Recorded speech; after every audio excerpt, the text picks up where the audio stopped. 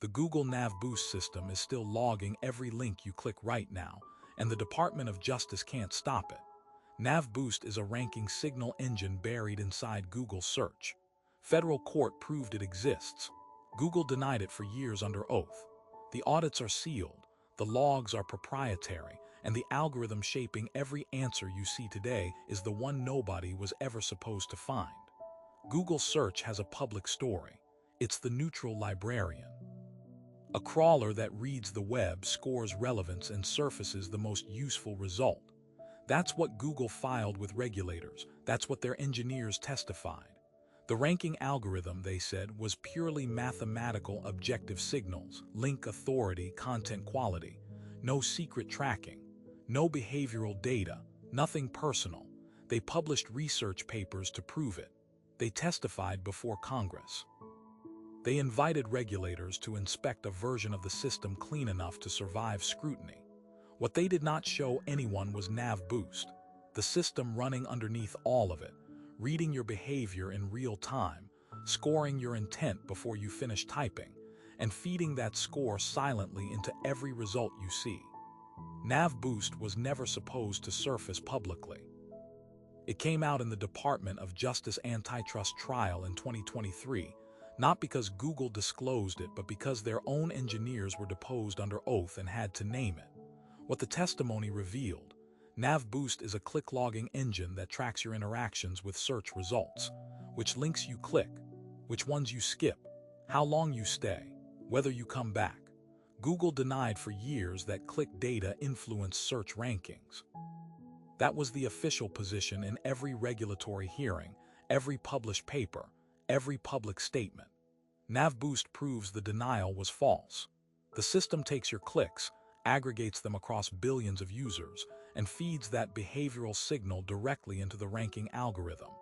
The result you're shown isn't the most relevant page on the internet.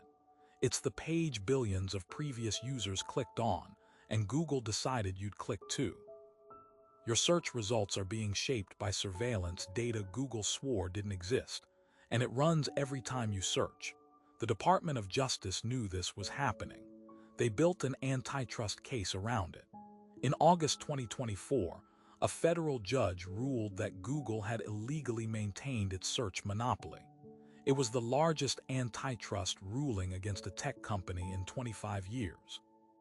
The DOJ asked for structural remedies, the kind that would force Google to expose the algorithm, share its data with competitors, or spin off Chrome. Judge Amit Mehta agreed that Google broke the law. What he could not do, and still cannot do, is order NavBoost off. The system isn't illegal on its own. Logging clicks is legal. Feeding them into a ranking model is legal. The only thing the court proved was that Google lied about it, and lying to regulators, it turns out, has a remarkably low cost. Here's the part nobody reported. The mechanism that makes NavBoost impossible to dismantle isn't technical. It's legal architecture, and Google built it deliberately.